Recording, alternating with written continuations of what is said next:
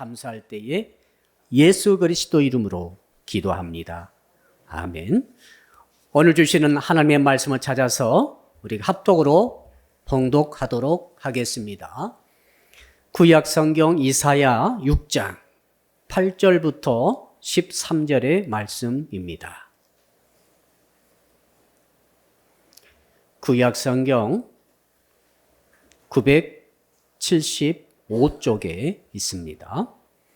이사야서 6장 8절부터 13절의 말씀을 찾으셔서 우리 다 같이 합독으로 봉독하도록 합시다. 시작.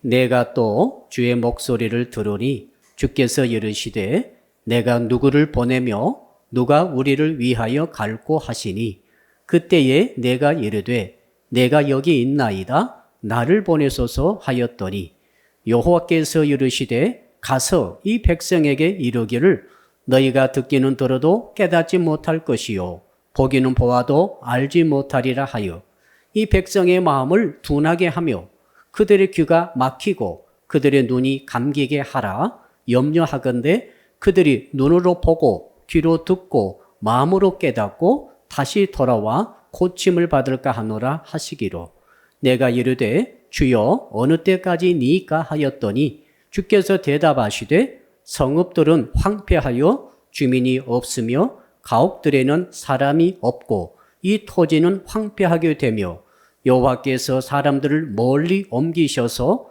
이 땅 가운데에 황폐한 곳이 많을 때까지니라. 그 중에 10분의 1이 아직 남아 있을지라도 이것도 황폐하게 될 것이나 밤나무와 상수리 나무가 뱀을 당하여도 그 구루터기는 남아 있는 것 같이 거룩한 씨가 이 땅에 구루터기니라 하시더라. 아멘. 옆사람 인사합시다. 심부름 좀 잘합시다. 네, 심부름 좀 잘합시다. 한 70대 노인분이 계셨습니다. 할아버지시죠. 그 동네에 노인정이 있었어요. 근데 그 노인정에서 늘 그 점심 식사를 해줍니다. 그래서 그 할아버지는 아침에 노인정 가셔가지고 저녁에 오시는데 이상한 일이 있었습니다. 점심 때가 되면은 집으로 오시는 거예요. 그래서 집에서 할머니가 해주시는 식사를 드십니다.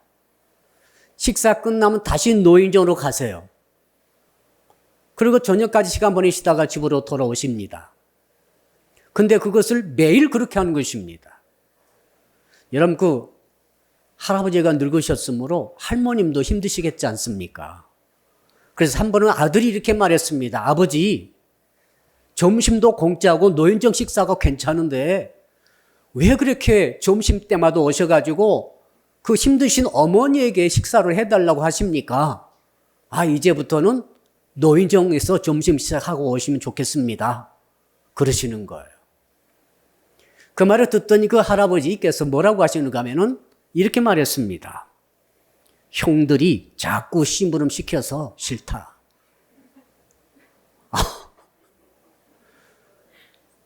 노인정에 80대 형님들이 많이 계셔가지고 점심 먹고 나면은 물 떠오라, 커피 뽑아와라 막 자꾸 심부름 시키니까 싫어가지고 노인정에 점심만 되면은 불이 나게 집으로 도망오신다는 것이었습니다. 여러분 혹시 여러분 나이 많이 드시거나 연배이시거나 직장의 상사이시거나 심부름 시키죠? 이름을 먼저 부르지 않습니까? 누구야 너 이거 가져와 저거 가져와 이거 해 저거 해 하면은 그 심부름 받은 사람은 이걸 뭐라고 그러는가 하면은 신학적 용어로는 소명이라고 말하는 것이죠. 나를 부르셨다. 여러분 세상에서 가장 높으신 어르신이 누구십니까? 하나님 아버지. 우리 하나님께서 성도 여러분을 부르시는 것입니다. 효진아 이렇게 부르실 수 있겠죠? 재현아 이렇게 부를 수 있겠죠? 그러면은 그냥 부르시겠어요? 심심해서 부르시겠어요? 뭐 때문에 부르시겠습니까?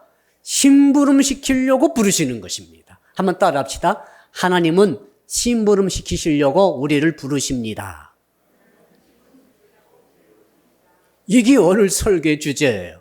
자, 우리 설교 주제 우리 한번 보시고 우리 같이 한번 같이 읽어봅시다. 시작. 하나님의 부르심에 응답하는 신앙을 가집시다. 오늘 이사야 6장은 높고 높으신 하나님께서 이사야를 부르시는 장면입니다. 이사야를 왜 부르셨겠어요? 똑같습니다. 심부름 시키실 일이 있어서 이걸 다른 말로 성경적인 용어로는 사명이라고 그러죠. 사명을 주시려고 소명해 주셨다, 부르셨다. 이것이 이사야 6장의 말씀입니다. 저는 지난 시간에 이어서 오늘 후반부 말씀을 통해서 하나님이 우리를 왜 부르시고 어떻게 부르시며 거기에 우리는 어떻게 응답해야 되는가를 서로 나누기를 소원합니다. 우선 지난주 우리가 이제 이사야서 6장 1절로 7절의 말씀을 잠깐 보겠습니다. 그때 어떤 일이 있었습니까? 이사야가 어느 날 하나님께서 찾아오셨어요. 그리고 보게 하셨습니다. 환상이 열렸습니다. 높고 높은 세상 모든 우주 만물 가운데 더 높은 것이 없는 가장 유일한 톱 위치에 계신 보호자에 앉아 계신 왕으로서 계신 하나님께서 이사야를 부르시는 그런 내용이 쫙 기록되어 있습니다. 가장 높은 곳을 봤어요. 그분은 말이죠. 왕 중에 왕이셨습니다. 그분의 옷자락은 말이죠. 온 성전을 가득 덮었어요. 더 긴 옷자락은 없습니다. 더 높은 보좌는 없는 거예요. 그분이 지존자이십니다. 절대 주권자이십니다. 그분은 창조자이세요. 그분은 세상 만물을 움직이시는 분이십니다. 그분은 세상의 출발과 마지막을 다 장악하고 계시는 알파와 오메가가 되시는 하나님 아버지이십니다. 세상에 그분을 뵀어요. 그분의 옷 색깔은 청색이었죠. 엄청난 그 하나님의 위엄을 바라보고 이사야는 이렇게 탄식이 저절로 입에서 터져났다고 그랬죠. 어떤 말입니까? 아이고, 나 죽었네. 나 죽었구나. 살 수가 없어요. 가장 거룩하시고 가장 위대하시고 가장 아름다우시고 성도 여러분 그런 하나님 뵙기를 원하시죠? 저는 여러분들이 그분을 돌아가신 다음에 뵙기를 소원합니다. 왜? 지금 배우면은 여러분 진짜 죽을 수가 있어요. 우리는 인간입니다. 인간은 죄인입니다. 우리에게는 허물이 있어요. 오늘 또 가만히 생각해 보십시오. 아침 일어나서 지금까지 여러분 죄 몇 가지 지었습니까? 셀 수 없이 많은 죄를 지은 것 같아요. 진짜예요. 손으로 도둑질 안 했다고 죄 안 짓는 것입니까? 입술로 욕 안 했다고 죄 안 짓는 것입니까? 속으로 얼마나 많은 욕을 했습니까? 얼마나 많은 축복 대신 저주를 할 수가 있습니까? 얼마나 많은 상상 속에서 좋지 못한 악한 것들을 생각했습니까?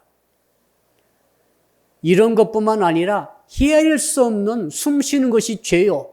살아있는 것이 죄 아닙니까? 우리 하나님은 죄가 전혀 제로이십니다. 완벽한 완전한 거룩하심, 절대 선.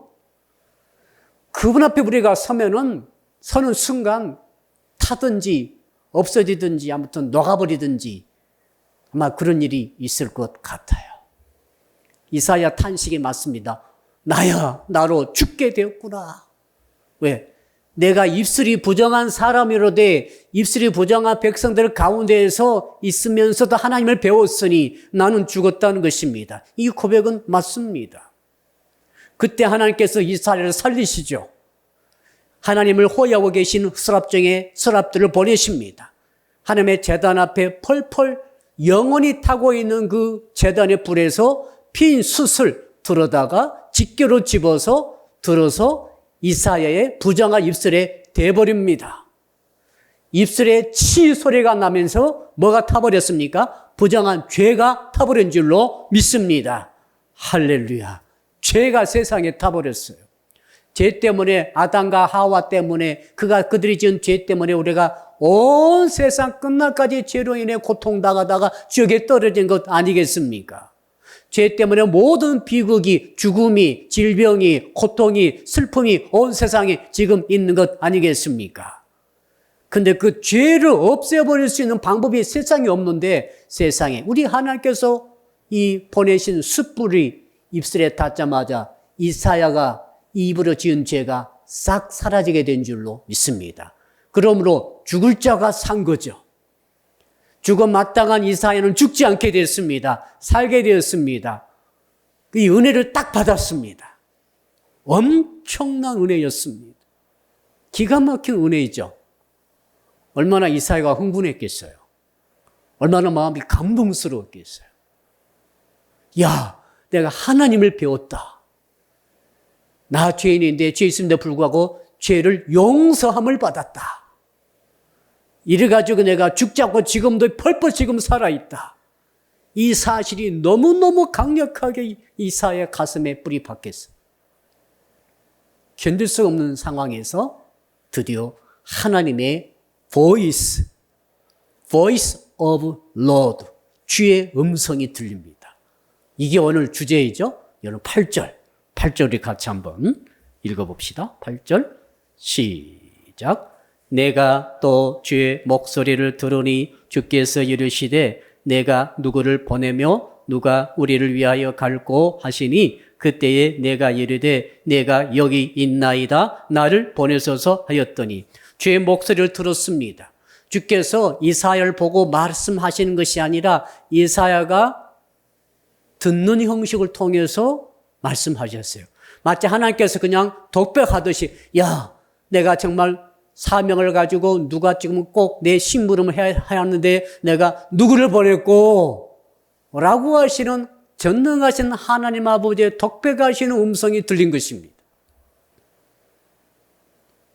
이사야는 지금 최고로 의뢰받은 상태예요. 완전히 흥분한 상태예요. 정말 하나님께서 하시는 말씀이라고 한다면 어떤 생각했겠습니까? 어디를 가라고 하시든지 가겠습니다. 누구를 만나러 하든지 나는 만나겠습니다. 무엇을 하라고 해도 저는 하겠나이다. 서로 내 생명을 바치는 한이 있더라도 하나님께서 나에게 어떤 일을 시키면 나는 하겠나이다 라고 하는 생각으로 가득 차 있었어요. 여러분 이럴 때 있었죠? 제가 참고해 볼게요. 이렇게 이사야처럼 이런 생각을 품고 있을 때가 나는 한 번이라도 있었다. 손 내리세요. 한 번도 없었다. 한 명도 안 계십니까? 그럼 손 다 안 드신 분들은 오늘 그 음성을 들으시기를 바랍니다. 아멘. 이거 음성을 잘 들어야 됩니다. 자, 이사야가 말이죠. 지옥까지도 가겠다는 이런 마음의 각오가 속에서 펄펄 끓고 오르고 있을 때 주께서 음성 딱 주시니까 얼마나 집중했겠어요. 그렇죠? 길을 완전 번쩍 세우고 감동과 감동 속에서 보는데 주께서 뭐라고 하시는가 하면 내가 누구를 보낼꼬. 이 말씀 듣자마자 이사야가 뭐라고 그럽니까? 주여 내가 여기 있나이다. 나를 보내소서. 이건 생각해보고 말 것도 없었어요. 이게 중요합니다. 계산해보고 다 컴퓨터로 다 자료 찾아보고 다 수지 타산 다 맞춰보고 주님 제가 가겠습니다. 이런 게 아니에요. 너무 지금 영적 흥분 상태, 은혜 충만 상태이기 때문에 들리자마자 바로 주여 저 있습니다. 저를 보내소서. 조금 전망하더라도 나 죽었습니다 하던 죄인이 이제 죄산 받고 나니까 은혜가 얼마나 크든지 하나님의 명령이라고 한다면 어디까지 가겠다는 심정으로 가득 차 있는 그 상태. 이 고백을 들으시고 주께서 드디어 심부름을 시키십니다. 하나님의 사명을 주시는 거예요. 자, 여기서 이 사명이 어떤 사명인가를 오늘 주께서 보여주시는데 정말 기가 막혀요. 우리가 기대하는 것과 완전히 다릅니다. 이사야는 뭘 기대했는가 하면은 하나님은 나를 지금 보내신다고 하시는구나. 그럼 내가 어디로 가겠어요? 자기 사랑하는 동족들에게 가가지고 그 이스라엘 동포 그다음에 특히 유다 왕국의 백성들 예루살렘 시민들에게 가가지고 오늘 내가 경험한 것처럼 하나님을 만나도록 하는 메시지를 전하리라. 어느 내가 경험한 것처럼 죄를 지었으면 죄를 용서받는 그런 메시지를 전하게 혹시 하나님이 시키시리라. 어느 내가 이 받은 은혜처럼 다시 하나님 앞에 돌아올 수 있는 이 은혜를 하나님께 내게 주시고 이 소식을 전하도록 하시리라 라고 하는 생각을 했을 거예요. 맞죠? 맞잖아요. 내가 만난 하나님을 나도 전하게 하여 주시옵소서. 우리 그렇게 기도합니다. 제가 20살 때 예수 믿을 때 이 경험을 했던 것 같아요. 야, 내가 만난 하나님이 너무 좋으니까 나도 누구를 만나든지 막 전하고 다닌 거죠. 똑같아요. 이사야도 그 하나님을 불 속에서 만나고 숯불로 지짐을 받고 죄 용서 받고 죽을 삶에서 살아나고 거룩해지는 경험을 하고 높고 높으신 하나님, 만왕의 왕신 주님, 거룩하신 주님의 영광을 딱 보고 나서 가슴이 불타버린 거예요. 내가 이 하나님을 전해야 되겠다. 하나님의 메시지를 전해야 되겠다라고 가는데 막상 이 소식을 전하라고 하나님께서 딱 메시지를 주시는데 메시지는 자기가 생각한 것과 완전히 반대되는 내용이었습니다. 여러분 9절 10절 한번 읽어볼까요? 자, 메시지 내용입니다. 9절 10절 중요하죠? 시작. 여호와께서 이르시되 가서 이 백성에게 이르기를 너희가 듣기는 들어도 깨닫지 못할 것이요 보기는 보아도 알지 못하리라 하여 이 백성의 마음을 둔하게 하며 그들의 귀가 막히고 그들의 눈이 감기게 하라. 염려하건대 그들이 눈으로 보고 귀로 듣고 마음으로 깨닫고 다시 돌아와 고침을 받을까 하노라 하시기로. 얼마나 반대되는 내용입니까? 이사야는 상상도 못한 거예요. 자, 하나님께서 여러분을 심부름 시킨다 합시다. 이리 나와 내 심부름을 해보라 라고 딱 사명 주셔질 때 그 사명의 내용 우리는 뭘 기대합니까? 복 못 받은 자가 복 받도록 하는 말씀. 그 말씀을 전하면 복 받아요. 얼마나 좋아요? 자, 죄인이 이 말씀 듣고 회개하면 죄 용서 받아요. 지옥 갈 사람 이 메시지 들으면 천국 가요. 고통 중에 병 중에 있는 자가 이 메시지를 내가 전하면 그 병이 떠나고 귀신이 떠나고 해방과 치료와 구원이 일어납니다. 이런 메시지를 하라고 하면 우리가 얼마나 힘이 나겠어요. 그래서 우리 선교사님들이 해외까지 가는 줄로 압니다. 그것 때문에 가는 거예요. 어디까지 가서 복음을 전하는 이유가 있어요. 이 복음 메시지를 듣고 회개하면 구원 받는 거예요. 할렐루야. 자, 근데 오늘 주께서 이사야에게 주시는 말씀은 뭐냐면은 절대 이 사람들이 회개 못하게 막아라. 이것이 메시지. 눈을 가려라. 귀를 막아라. 마음판은 둔하게 만들어라. 그래가지고 하나님의 메시지를 도무지 never understand, 이해하지 못하도록 만들어라. never 절대로 이걸 파악하지 못하도록 만들어라. 아무리 두 눈 뜨고 보고 보아도 주의 진리의 말씀, 구원의 진리가 무엇인지, 어디가 옳은 길인지, 어디가 틀린 길인지, 어디가 살 길인지, 어디는 망할 길인지를 파악을 못하게 만들어버려라. 마음의 페트, 영어로 페트가 뭡니까? 기름기죠. 이 심장에 기름기가 잔뜩 끼어가지고 둔해가지고 옳고 그름을 분간하지도 못하는 마음이 되게 만들어라.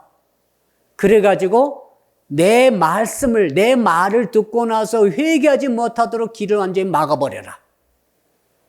그러면서 이렇게까지 말씀하십니다. 내가 염려가 된다. 혹시라도 내 말을 듣고 회개해가지고 돌이켜가지고 살아나버릴 자가 있을까봐 내가 염려되고 근심된다. 세상에 이렇게까지 말씀하고 있었어요. 여러분, 이 말씀은 우리 선교사 파송할 때 자주 언급하시죠. 목사님. 선교사 파송 예배할 때 목사님들이 오셔서 주여 내가 여기 있나이다. 나를 보내소서. 요 말씀 듣고 가라고 그래요. 근데 내용을 전후 문맥을 살펴보면은 9절 10절 읽어보게 되면은 아주 기가 막힌 내용이죠.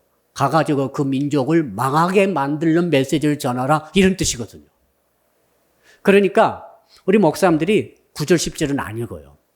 8절만 딱 읽는 거예요. 이거 아시겠죠? 이 설교 잘못한 목사 안수식 때도 이 말씀 많이 하시거든요. 이제 목사가 딱 됩니다. 이제 하나님의 종이 되는 거예요. 무슨 뜻이죠? 하나님의 전임 심부름꾼이 되는 거예요. 하나님의 심부름만 하고 평생 살도록 하는 것이 목사예요. 맞죠? 그러니까 이 말씀 들으니까 8절 말씀이 얼마나 어울립니까? 내가 누구를 보낼고 내가 여기 있습니다. 나를 보내셔서 그랬더니 자, 너희가 말씀을 전할 때마다 사람이 살아나고 병이 떠나고 귀신이 떠나고 구원받으며 만복을 받게 되리라. 이 말씀은 너는 평생 전하라 라고 했으면 좋을 텐데 네가 가서 전하는 것을 이렇게 전하라. 귀를 다 막아버려라. 눈을 다 가려버려라. 마음을 둔하게 만들어가지고 절대로 이 구원의 메시지를 알아듣지도 못하게 만들고 분별하지도 못하게 만들어가지고 전부 다 망하게 만들어라. 이것이 내가 너에게 준 사명이다. 이사야야, 너는 이제 가서 이것을 전하라. 이러신 것입니다. 이유가 뭡니까? 여러분, 지금 이사야서 우리가 1장부터 5장까지 쭉 읽고 우리가 설교를 들었지 않습니까? 1장과 5장을 알아야만이 이 소명이 왜 이렇게 되는지를 이해가 되는 것입니다. 자, 지금까지 어떻게 했습니까? 1장에서부터 너는 머리끝부터 발끝까지 상하지 않고 터지지 않는 것이 없을 정도로 맞았지 않느냐? 생각나시죠? 1장에. 내가 그렇게 너를 이렇게 고면해보고 저렇게 고면해서 우상숭에서 벗어나기를 내가 원했고 수많은 죄의 종들을 보내가지고 네가 회개하고 내 앞에 돌아와서 저주관이 있지 않고 벗어나서 복을 받도록 내가 그렇게 말했지 않느냐. 그럼에도 불구하고 네가 어떻게 이렇게 계속해서 고집 피우고 타락하고 있느냐. 예루살렘 성전이 있는 곳에 그곳에 하나님의 영광으로 가득 채워 이를 그 장소를 우상으로 가득 채우고 금은 보화 재물로 가득 채우고 사회적 불의, 사회적 약자를 짓밟아버리는 그런 불의로 불법으로 가득 채우고 가난한 자를 늑탈하는 것으로 가득 채운 너희들을 왜 내가 이렇게 말해도 듣지 않느냐라고 한 내용이 1장부터 5장이에요. 드디어 하나님께서 마음에 결정하셨습니다. 유다 백성들은 이런 식으로는 안 된다는 것을 하나님이 이미 다 알고 계신 거예요. 어떻게 하기로 작정했습니까? 이젠 너희들을 포로로 잡혀가게 하리라. 하나님의 뜻.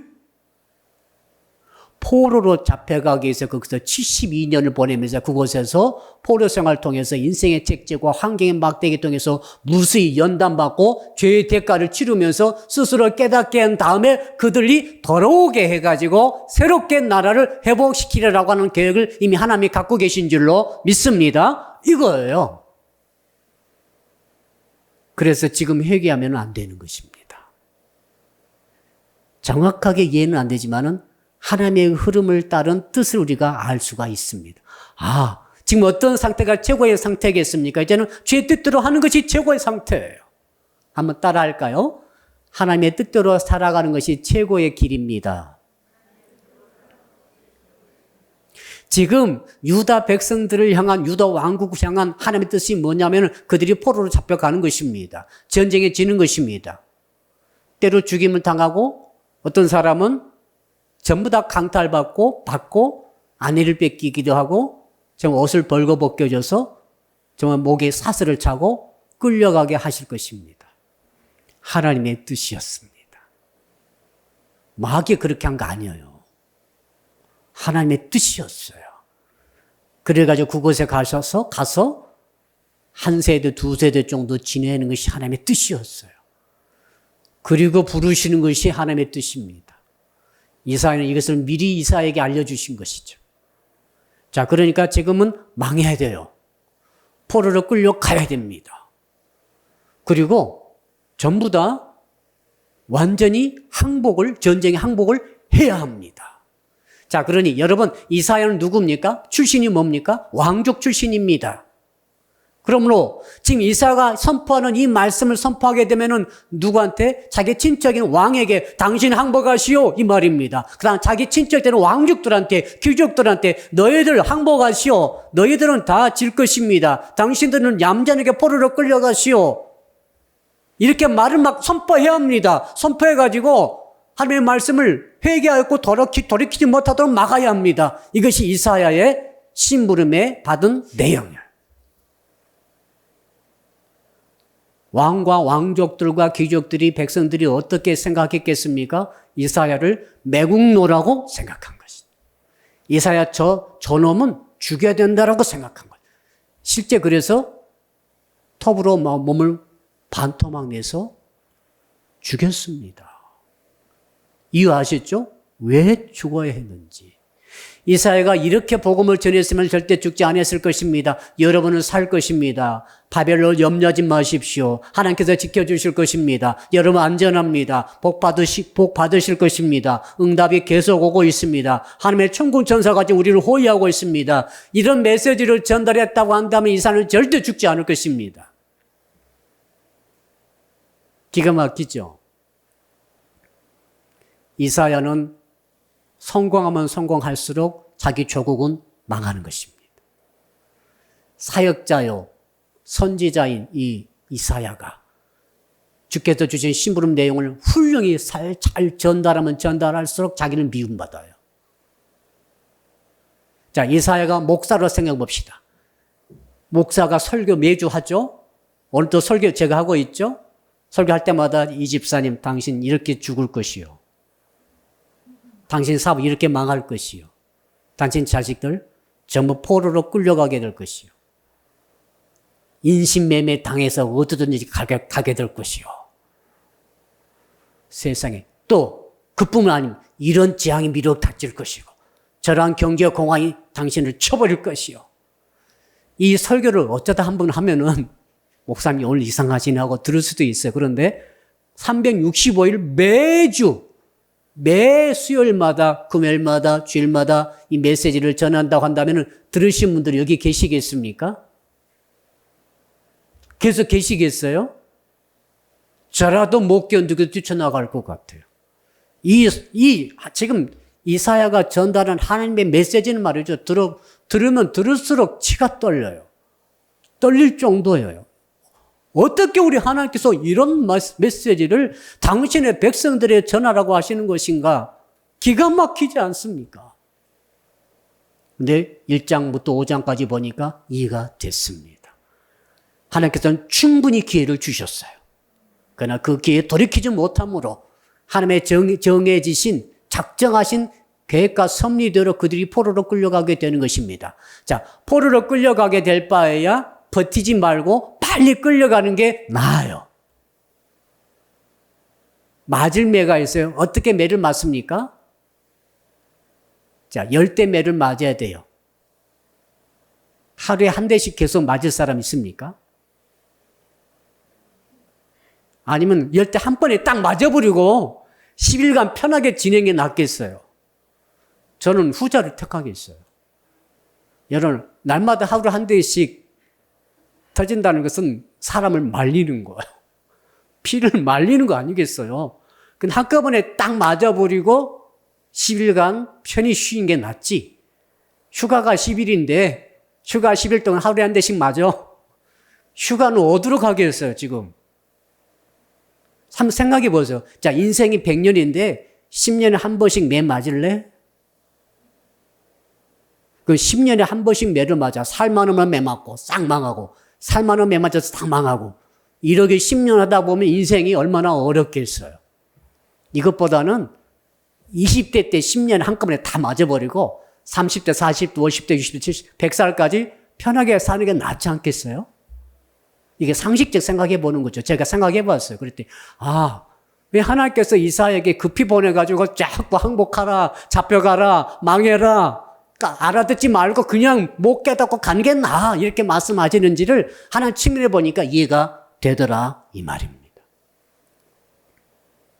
근데 오늘 우리의 주인공은 이사야입니다. 이사야가 얼마나 힘들었을까. 다 왕족 자기 식구잖아요. 자기 식구들에게 너 망한다. 너 줘. 우리나라 망해. 덤벼들지 말어. 미리 항복해. 전부 매국노 하는 말만 찾아서 막 하고 있으니까 지금 친척들에게 완전히 진짜 내놓은 사람 됐어요. 암살해 버리려고 했죠. 진짜 죽였죠, 이제. 성도 여러분, 이 말을 듣고 나서 이사야가 어떻게 반응했는가 볼까요? 11절. 한번 11절 같이 읽어봅시다. 시작. 내가 이르되 주여 어느 때까지니까 하였더니 주께서 대답하시되 성읍들은 황폐하여 주민이 없으며 가옥들에는 사람이 없고 이 토지는 황폐하게 되며 12절 여호와께서 사람들을 멀리 옮기셔서 이 땅 가운데에 황폐한 곳이 많을 때까지니라. 세상에 무슨 말입니까 지금? 자, 서울에 지금 1,000만 살고 있죠. 1,000만 약간 못 됩니다. 경기도 1,000만이 넘습니다. 수도권이 2,000만이 넘어요. 세계적으로 큰 도시죠. 집이 얼마나 많습니까? 여러분, 당시 예루살렘 집이 밀집되어 있었죠. 오늘 말씀 보세요. 어떻게 됩니까? 말씀 그대로입니다. 어떻게 될 때까지 이 고난이 옵니까? 보니까 자, 성읍들이 황폐해 버렸어요. 이 황폐하단 말은 집들이 다 비었어요. 시골에 가보시면 빈집 있어요. 어떻게 됩니까? 황폐하게 됩니다. 사람이 안 살고 10년 됐다, 20년 됐다. 뭐가 나오죠? 귀신 난다고 안 들어가잖아요. 흉측하게 돼버렸어요. 그 모습을 말하고 있습니다. 그리고 주민이 있어요, 없어요? 주민이 없어요. 제가 엊그저께 지방에 내려갔다가 오는 길에 시골길을 가는데 주민이 살지 않는 그런 그 집들이 많더라고요. 정말 집이 형편없습니다. 그걸 한 6시, 7시쯤 되니까 으스름해지면서 기분이 안 좋더라고요. 동네인데 사람이 안 살아요. 그리고 무슨 동네인데 사람이 안 보여요? 동네 가운데를 차가 국도 있죠? 지방도 지나가는데 동네가 분명히 동네인데 불 켜진 집도 별로 없고 가게도 별로 없고 집들만 이렇게 있는데 사람이 안 보이니까 이상한 거예요. 섬뜩하죠, 여러분? 지금 예루살렘에 그렇게 사람이 바글거리고 집이 그렇게 많고 시장도 있을 것이고 뭐 관공서도 있고 성전도 있지 않습니까? 근데 이 모든 것이 주민이 없는 거예요. 집들은 다 비어 있어요. 그리고 어떤 모습입니까? 더 나가서 토지는 황폐하게 돼요. 땅들이 말이죠. 가꾸는 땅들은 금방 압니다. 그렇죠? 식물 재배한 땅들은 금방 알겠더라고요. 거기에 파란 야채들이 다 살아있어요. 과일들이. 근데 몇 년간 버려지면 어떻게 됩니까? 완전히 잡초가 우거져가지고 다 버려진 땅들이라 이 말이죠.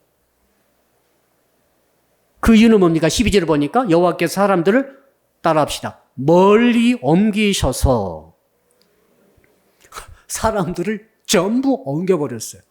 유다 왕국과 예루살렘 시민들을 바벨론을 통해서 완전히 천지사방을 흩어버리셨습니다. 특히 바벨론을 많이 왕족들을 다 잡아가 버렸어요.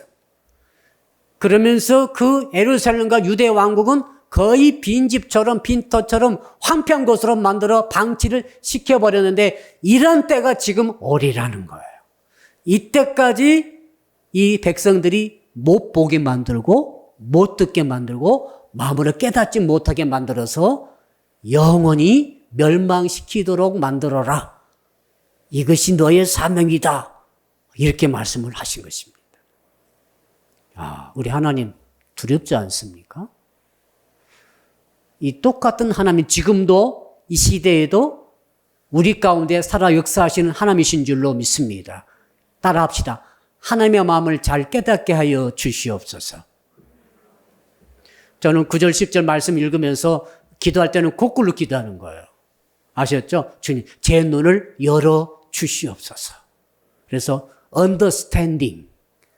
하나님께서 보여주시고 하나님께서 알려주시는 말씀을 잘 이해하게 하여 주시옵소서. 성도 여러분, 저는 하나님의 말씀을 여러분들이 잘 이해하기를 주님으로 축복합니다. 이해를 해야 돼요. 내가 이해가 되어야만이 내 삶이 바뀌는 것입니다. 무조건 종교 행위로서 왔다 갔다 하는 것으로 안 돼요, 여러분. 하나님의 말씀을 이해하셔야 되고 하나님의 마음을 이해를 해야 됩니다. 그 다음에 귀를 열어주신다고 그랬지 않습니까? 귀를 열어달라. 귀를 열어가지고 하나님의 말씀을 이해할 뿐만 아니라 눈을 열어서 분별을 할 수 있어야 됩니다. 이 길은 죽음의 길이고 이 길은 사는 길이다. 이게 보여야 되지 않겠어요? 아멘. 우리 청년들, 이 여자 만나면 나는 신세 망쳐. 이 여자 만나면 나 진짜 복 받을 거야. 이게 보여야 합니다. 진짜 보이기를 주님으로 축복합니다. 눈이 열려야 보이죠. 예. 제가 청년 때 보니까 어떤 자매님들은 청년 때는 별로였어요. 진짜예요.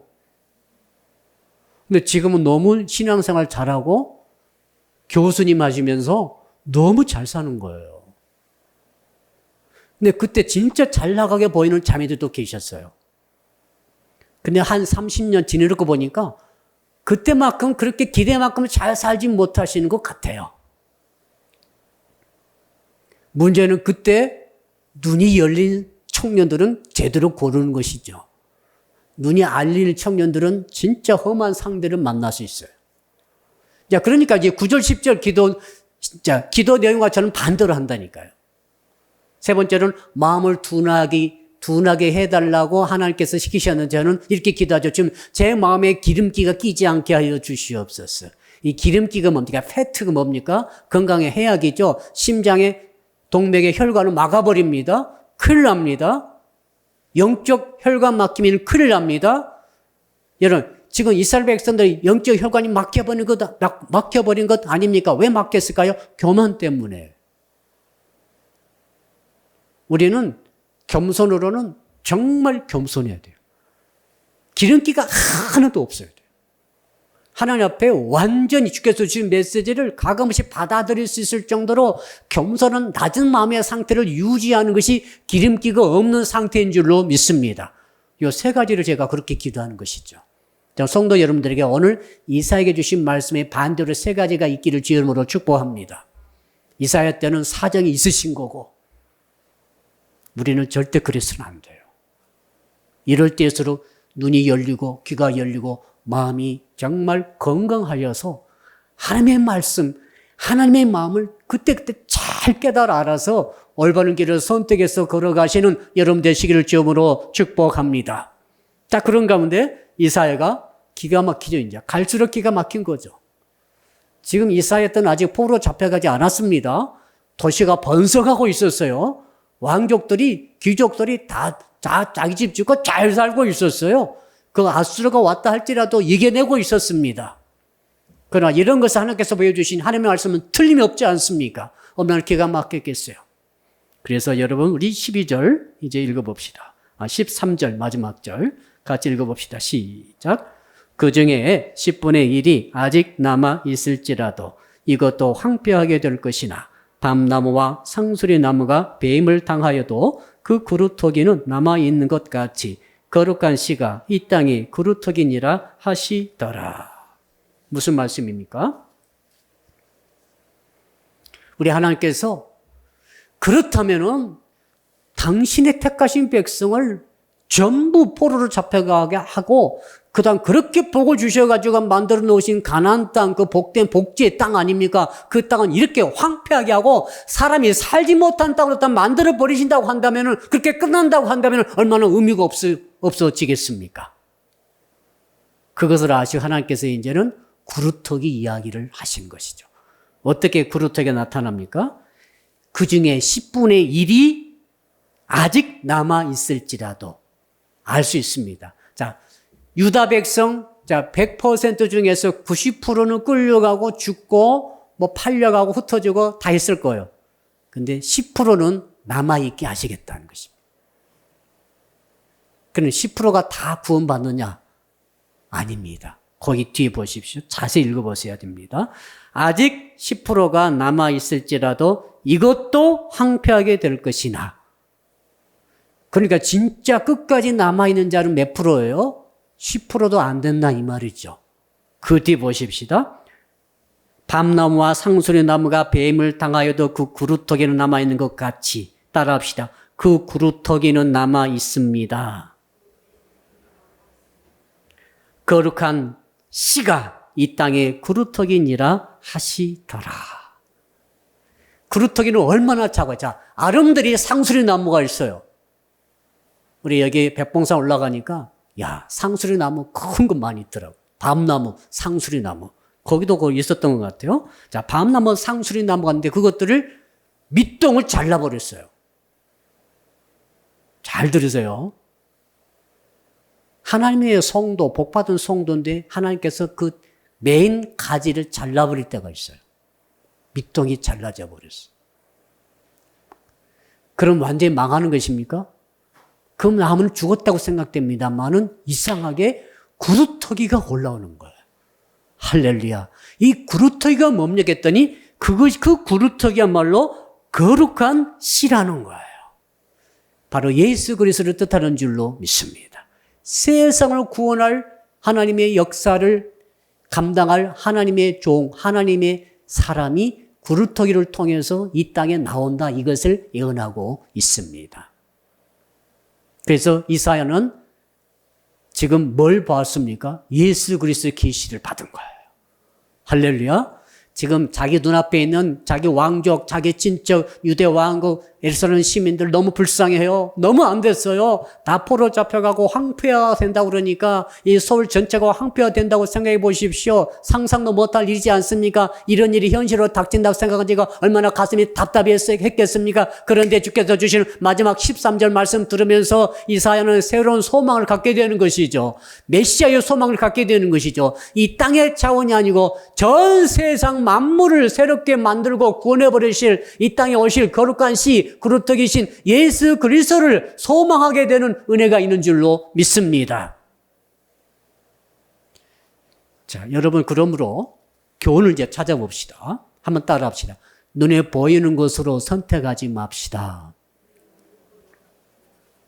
이사야 목사님이 목회하시는 교회당에는 이사야 설교를 들으신 분이 4사람 있었다고 합니다. 왜? 있을 수가 없어요. 계속 저주 설교만 하신 분은 다 가버렸어요. 아내는 못 가고 있었어요. 2 아들이 있었어요. 그 다음에 몸종 1명이 있었어요. 몸종 1명은 자꾸 1년마다 바뀌어요. 세상에 4명 놓고 이사야 선지자가 설교하셨어요. 지금 상상해 보는 것입니다. 아셨죠? 이해되시죠? 누가 거기에 앉아 있겠어요? 잘 사는 사람일수록, 고관일수록 있을 수가 없어요. 딱 정신병자는 있을지 모르겠어요. 그런데 오늘 이 말씀 읽으면서 우리는 예수 그리스도를 발견하는 것입니다. 이사야 66장 전체 이 두루마리를 읽으면서 예수께서 가장 많이 신약 성경에 참 인용된 성경 중에 한 가지가 바로 이사야서 아닙니까? 놀라운 것입니다. 그러므로 우리는 여러분 숫자에 연연하면 안 될 줄로 압니다. 번영하고 열매 맺고 번성하고 성공하고 승리하고 치유받고 이 모든 메시지는 우리가 원해요. 정말 저도 원합니다. 그런데 하나님의 뜻은 꼭 그와 같지 않다는 것을 아셔야 돼요. 하나님의 뜻은 따로 있어요. 이걸 받아들이는 것이 신앙입니다. 이사야는 정말 하나님의 부름 받을 때 이런 종이 되고 싶었어요. 내가 외칠 때마다 복이 쏟아지리라. 내가 말씀을 선포할 때마다 치료가 일어나리라. 내가 한번 선포하면 적들이 막 쓰러지리라.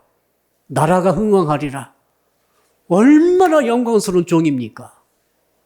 그러나 하나님께서 이사야라고 하는 인생에게 허락해 주신 그 뜻이 뭡니까? 얼마나 비참합니까? 멸망을 예언해야 합니다. 그리고 실제적으로 이 말씀을 듣는 자들이 극렬한 재앙을 받는 메시지를 전해야 됩니다. 그리고 나중에는 죽어야 합니다. 그것이 이사야에 대한 부르심의 뜻이에요. 그 길을 걸어갔죠. 자, 그렇다면 오늘을 살아가는 저와 여러분에게는 어떤 뜻이 있을까요? 정말 우리는 이런 생각을 갖고 있었던 것을 고백할 수밖에 없어요. 우리는 큰 게 좋죠. 돈도 많이 버는 게 좋죠. 좀 솔직히 보세요. 아멘. 평생 100년 살 때 감기약 한 번도 안 먹는 게 좋죠. 아프신 분들 좀 생각 좀 해보세요. 얼마나 아픈 게 지긋지긋합니까? 송 목사 한번 기도해버리면은 모든 병은 다 나아버려요. 벌써 여기 10,000명 모였겠죠. 할렐루야. 사업장 가서 축복 기도하면은 당장 그 다음날부터 대박이야. 저 좀 초청해 주세요. 어떤 길을 찾지 못하는 인생도 청년들도 나를 만나 상담하면은 1분 상담하면 끝이야. 뭐 1시간, 2시간 할 필요 없어. 너 이렇게 하면은 막 길이 풀려버리는 거지. 야, 이러면 저 얼마나 좋겠어요. 이렇게 되도록 좀 기도 좀 해주세요.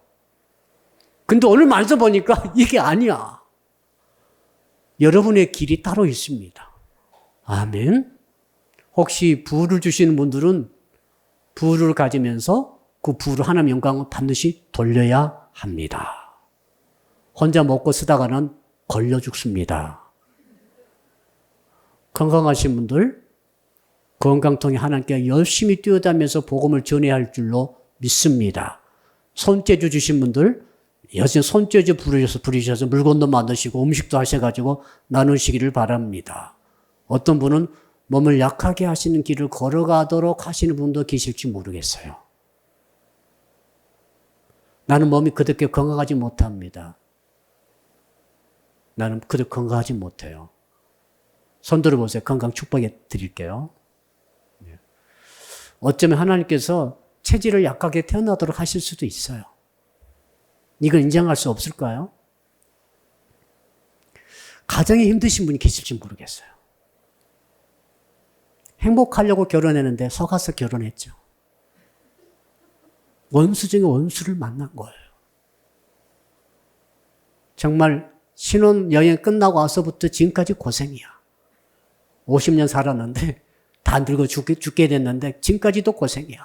아까 할아버지 제 이야기 들었잖아요. 꼭 점심을 와서 먹어. 점심까지 해줘야 돼. 삼식이야. 얼마나 고생하셨겠어요.